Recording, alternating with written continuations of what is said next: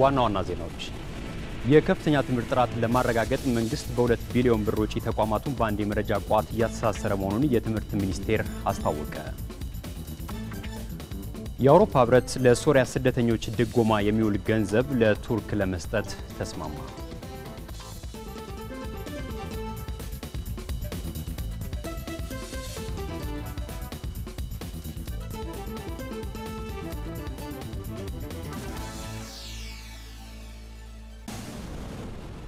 እንደምንላችኋል ተመልካቾቻችን ከቀኑ 7 ሰዓት ሆኗል። ከኢትዮጵያ ብሮድካስቲንግ ኮርፖሬሽን የሰዓቱን ዜናዎች ይዘን ቀርበናል። ከዜናዎቹ ጋር አበበ ሙሉ ነኝ። አብራችሁን ቆዩ።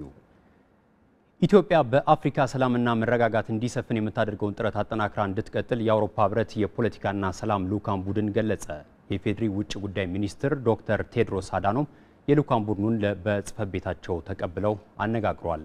የውጭ ጉዳይ ሚኒስትር ዶክተር ቴድሮስ አዳኖም ኢትዮጵያ ሽብርተኝነትና ህገወጥ ስደትን በመከላከል ረገድ እየሰራች ያለውን ስራ ለልኡካን ቡድኑ አብራርተዋል። የልኡካን ቡድኑ መሪ ስቴቨን ዋልታር ኢትዮጵያ በአፍሪካ በተለይም በደቡብ ሱዳንና በሶማሊያ ሰላምና መረጋጋት እንዲሰፍን የምታደርገውን ጥረት አድንቀዋል።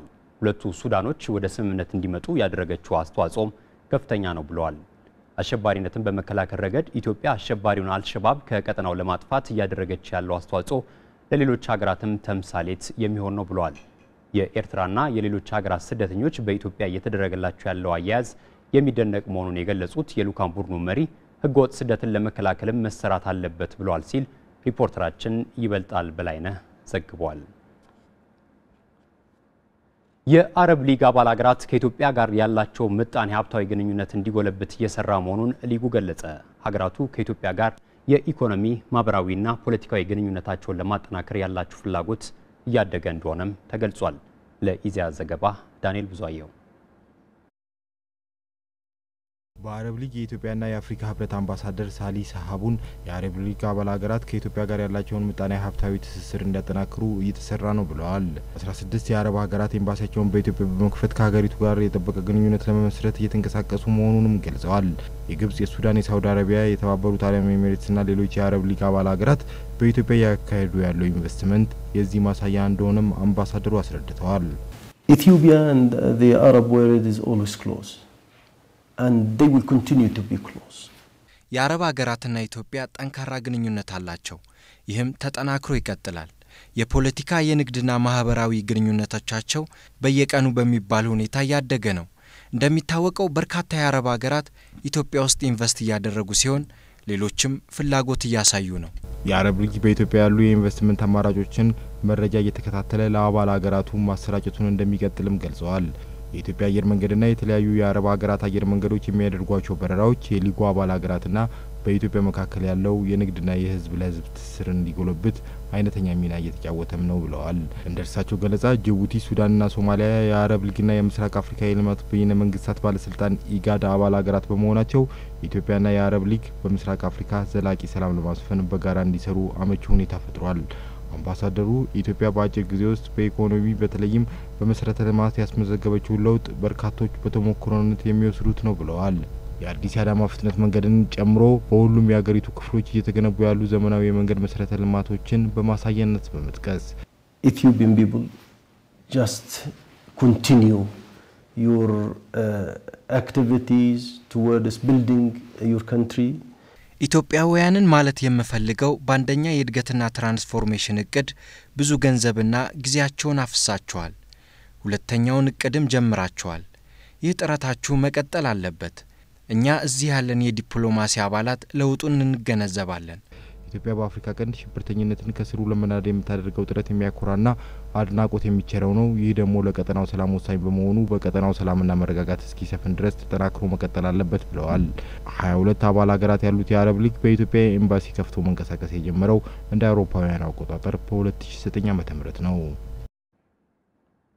የከፍተኛ ትምህርት ጥራትን ለማረጋገጥ መንግስት በ2 ቢሊዮን ብር ወጪ ተቋማቱን በአንድ የመረጃ ቋት እያስተሳሰረ መሆኑን የትምህርት ሚኒስቴር አስታወቀ። የጎንደር ዩኒቨርሲቲ ዘመናዊ የቴክኖሎጂ ስርዓትን በማደራጀት ወደ ኤሌክትሮኒክ ዩኒቨርሲቲ የማሳደግ ስራን እየሰራ መሆኑን አስታውቋል። የልቤ ማዘንጊያ በ10 ዓመት ጊዜ ውስጥ የጎንደር ዩኒቨርሲቲን ወደ ኤሌክትሮኒክ ዩኒቨርሲቲ የማሳደግ ግብ ተቀምጦ እንቅስቃሴ የተጀመረው በ2003 ዓ.ም ነበር። ዩኒቨርሲቲው በኢንፎርሜሽን ኮሚኒኬሽን ቴክኖሎጂ ዘርፍ ግብአቶችን በማሟላት የመማር ማስተማር የምርምርና የማህበረሰብ አገልግሎቱን በተደራጀ ግብአት የማከናወን ስራ እየሰራ ነው። ሰርጀሪ ክፍል ላይ ሰርጀሪ ይሰራል። የዛ ሪከርዲንግ ሰርቨር አለ። ሪከርድ ይደረግና ተማሪው ዶርሚተሪው ጋር ቁጭ ብሎ መምህሩ ያስተማረውን መድገም ይችላል። በዚህ ክላስ በዚህ አይነት ኢንቫይሮንመንት ውስጥ ሲማር ስለዚህ የተማሪው የማወቅ ስኪሉ በጣም እየጨመረ ነው። በተለይም ዩኒቨርሲቲው የመማር ማስተማርና የምርምር ሂደቱን በእጅጉ የሚያግዙለትን ዘመናዊ የመማሪያ ክፍሎች ወይም ስማርት ክላስሩም በሁሉም ካምፓሶቹ ገንብቷል። እነዚህ ዘመናዊ የመማሪያ ክፍሎች ጥራት ያለው ትምህርትን ለማድረስ ድርሻቸው የጎላ መሆኑን ነው የጎንደር ዩኒቨርሲቲ የአይሲቲ ዳይሬክተር አቶ ሱራፊል የሚገልጹት። መማር ማስተማሩን ሪሰርቹንና ኮሚኒቲ ሰርቪሱን በአይሲቲ የታገዘ ማድረግ፣ የተሻለ ምርምር ውጤቶች እንዲመጡ ማድረግ፣ የተሻለ ዜጋ እንዲፈሩ ለማድረግ ነው ዋና ዓላማ። 20 ስማርት ክላስሩም ካለው አንድ መምህር ከዚህ ቁጭ ብሎ 20 ክላሶችን ማስተማር ይችላል። የመምህር እጥረትን ይቀንሳል። ዩኒቨርሲቲው ኤሌክትሮኒክ ዩኒቨርሲቲ የመሆን ትልሙን ለማሳካት በኢንፎርሜሽን ኮሙኒኬሽን ቴክኖሎጂ ዘርፍ ከ70% በላይ ስራዎችን አከናውኗል። አዳዲስ የቴክኖሎጂ ውጤቶችን በመጠቀም ረገድም በዩኒቨርሲቲው ማህበረሰብ ዘንድ ለውጥ እየመጣ መሆኑን ነው የአይሲቲ ባለሙያው አዲሱ ደሳለኝ የሚገልጸው። የጎንደር ዩኒቨርሲቲ በአሁኑ ወቅት 7 ዘመናዊ ስማርት ክላስሩሞች ሲኖሩት ከዚህ ዓመት አጋማሽ ጀምሮ ሁሉንም የመማሪያ ክፍሎች በዚህ ስርዓት እንደሚያደራጅ አቶ ሱራፊል ነግረውናል። አሁን በፖስት ግራጁዌት እና በመሰብሰቢያ አዳራሾች ልክ እንደዚህ አይነት በኢለርኒንግ ቦታዎች ላይ ነው ይህን እየተጠቀምን ያለ ነው።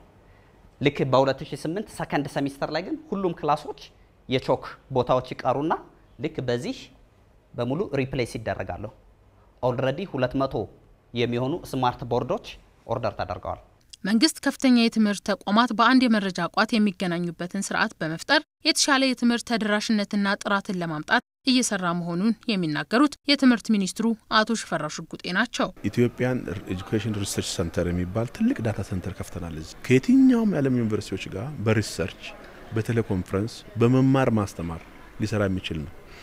ይሄ በጣም በትልቅ መንግስት 1 ቢሊዮን ብር ኢንቨስት አድርጎበታል። ምርጥ አስተማሪ ጎንደር ካለን ጅማ ማስተማር የምንፈልግ ሆነ ጎንደር የሚሰጠውን ክላስ ጅማ መስጠት እንችላለን በዚህኛው ዳታ ሴንተራችን ማለት ነው። ስለዚህ ኮኔክቲቪቲው አሁን ጨርሰናል። በ9ኞቹ በነባሮቹ ሁለተኛ ጄኔሬሽን 10ዎቹ 13ዎቹም ላይ ይሄን እየተሰራ ነው ያለው።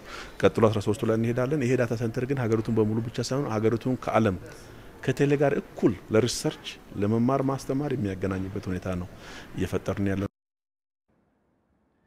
ከፋብሪካዎች በሚለቀቁ አደገኛ ኬሚካሎች ምክንያት የጤናና የኢኮኖሚ ችግር እየደረሰባቸው መሆኑን በአዲስ አበባ ከተማ የችግሩ ተጋላጭ የህብረተሰብ ክፍሎች ገለጹ። የአዲስ አበባ ከተማ የአካባቢ ጥበቃ ባለስልጣን በበኩሉ አደገኛ ኬሚካል በመልቀቅ ህብረተሰቡ ላይ ጉዳት በሚያደርሱ ፋብሪካዎች ላይ እርምጃ ወስዳለሁ ብሏል። ሰለሞን ጸጋዬ። ወይዘሮ ሙሉ በረዳና ጎረቤቶቻቸው ከተወሰኑ ዓመታት በፊት እነርሱም ሆነ ልጆቻቸው ጤናማ ነበሩ። ንብረቶቻቸውም ቢሆን ረጅም ጊዜ አገልግሎት ይሰጡ ነበር። አሁን ግን በአካባቢያቸው ያለ አንድ ፋብሪካ በሚለቀው አደገኛ ኬሚካል ምክንያት እነርሱና ልጆቻቸው ጤናቸው ሲቃወስ፣ የቤት ክዳን ቆርቆሮቻቸውና የግቢ አጥሮቻቸው ደግሞ በየዓመቱ ጉዳት ይደርስባቸዋል። አጥራችንም ሆነ ጣራችንም ዓመት አንገለገልበትም። ዓመት ድረስ አይቆይም ቆርቆሮ። ይሄው እንግዲህ እንደዚህ ላይናችሁም የሚታዩት ነገር ነው። ከእንደገና ደግሞ ከሱም አልፎ ቤታችንም እንደዚህ ሆኖ ይሄው ጣራው ዓመቱ ነው እንግዲህ ይሄ ቆርቆሮ ሁሉ የተሰራው እና እየተበሳሳና ልጆቻችን ደግሞ በመቁሰል ላይ አሁን ይሄው ልጄ እንዳለ ይሄው ሰውነቱ እንደዚህ ነው። በቃ በተለይ ክረምት በመጣ ሰዓት እኔ ከምን ጋር ተያይዞ ይሁን አላውቅም። ይሄው እና እንደዚህ አይነት መቁሰልና እንደ አይነት ጉዳት እያደረሰብን እንደሆነ ነው። ከበጋ እስከ ክረምት ነው አንድ ቆርቆሮ የምንጠቀመው።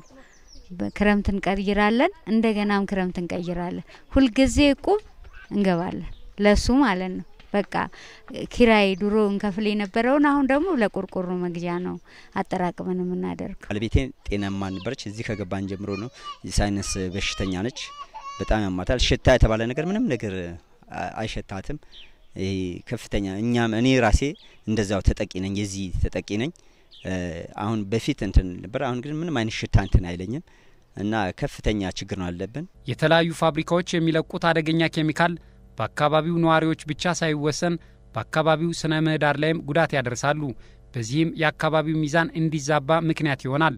ከፋብሪካዎች የሚለቀቁ አደገኛ ኬሚካሎች በአካባቢም ሆነ በነዋሪዎች ላይ ጉዳት እንዳያስከትል ቁጥጥር የሚያደርገው የአዲስ አበባ ከተማ የአካባቢ ጥበቃ ባለስልጣን ምን እየሰራ ነው? እነዚህ ፋብሪካዎች በጣም የቆዩ ስለሆኑና በተጽዕኖ ግምገማ ውስጥ ያላለፉ በመሆናቸው አካባቢን በከፍተኛ ሁኔታ እንደሚበክሉ እየታየ ያለ ነገር አለ። ከዚህም አንፃር እነዚህ የቆዩ እና በተጽዕኖ ግምገማ ውስጥ ያላለፉ ኢንዱስትሪዎች መንግስት የእፎይታ ጊዜ ሰጥቷቸው እያንዳንዱ ኢንዱስትሪ ተጽዕኖ ግምገማ ውስጥ ያላለፈው በዚህ እፎይታ ጊዜ ውስጥ ትሪትመንት ፕላንት ወይንም ቆሻሻቸውን አክሞ ደረጃውን የጠበቀ ወደ አካባቢ እንዲለቁ የሚል 2006 ላይ ያለቀ ጊዜ አለ ማለት ነው። ያንን ደረጃ እንዳላሟሉና ያ ጊዜ እንዳለፈባቸው ኦሬዲ የተቀመጠ ነገር አለ። ያም ሆኖ ግን አሁንም በአጭር ጊዜ ውስጥ ወደዚህ እንዲመጡ የተደረጉ አሉ፣ የመጡም አሉ። ፋብሪካዎች ወደ አካባቢ የሚለቁትን አደገኛ ኬሚካል በአግባቡና ሳይንሳዊ በሆነ መንገድ የሚያስወግዱበት ስርዓት ቀነ ገደብ በመጠናቀቁ ባለስልጣኑ ዜጎች በንጹህና ጤናማ አካባቢ የመኖር ህገ መንግስታዊ መብታቸው እንዲከበር እንዲሁም አካባቢን በሚበክሉ ፋብሪካዎች ላይ እርምጃ ለመውሰድ ተዘጋጅቷል። ማንንም ህብረተሰቡን እየበከለ ማትረፍ የለበትም። ስለዚህ አሁን ህብረተሰቡ ከአካባቢ አንፃር እየደረሰበትን ያለበትን ሁኔታ ወደኛ መስሪያ ቤት መጥቶ ሲያመለክት እኛ በቦታው ተገኝተን እርምጃ እንወስዳለን። ወደ ውጭ ዜናዎች እናልፋለን። በግብጽ በመጪው እሁድ የፓርላማ ምርጫ ሊካሄድ ነው። ከ3 ዓመታት በኋላ አሁን የሚካሄደው የግብጽ የፓርላማ ምርጫ በሀገሪቱ ዲሞክራሲን ለማስፈን ያግዛል ተብሏል። አዲሱ የግብጽ ፓርላማ 568 አባላት ሲኖሩት 448ቱ በግለሰብ ደረጃ 120ዎቹ ደግሞ በአሸናፊዎች የሚያዙ ወንበሮች ናቸው።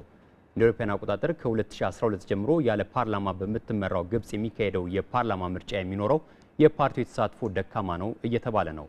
የግብጽ የፓርላማ ምርጫ በሁለት ዙር የሚካሄድ ሲሆን ምርጫው የፓርላማውን ስልጣን ከፍ ያደርጋል ተብሎ ይጠበቃል። የዘገበው ሮይተርስ ነው።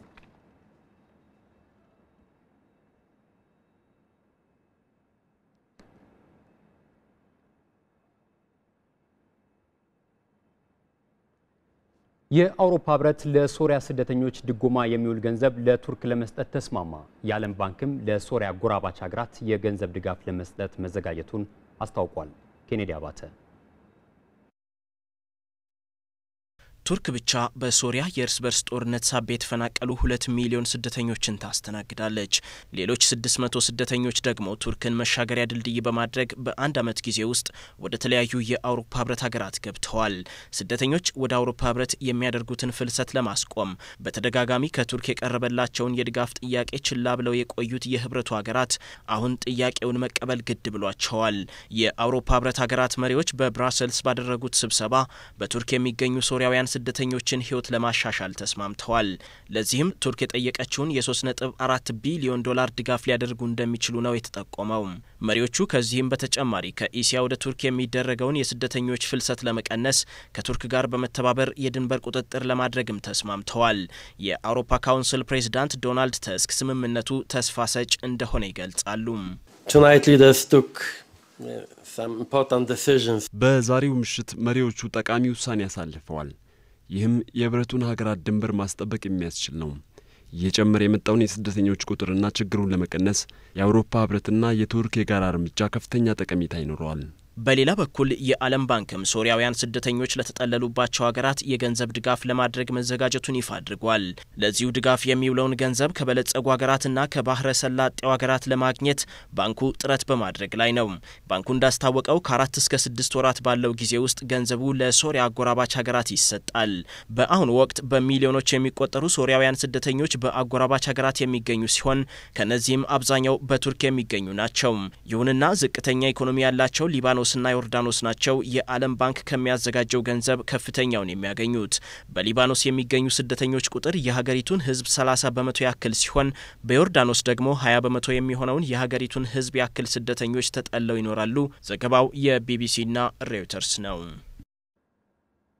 በእኔ በኩል የነበሩት የሰዓቱ ዜናዎች ይመስሉ ነበር። በያላችሁበት በሰላም ዋሉ።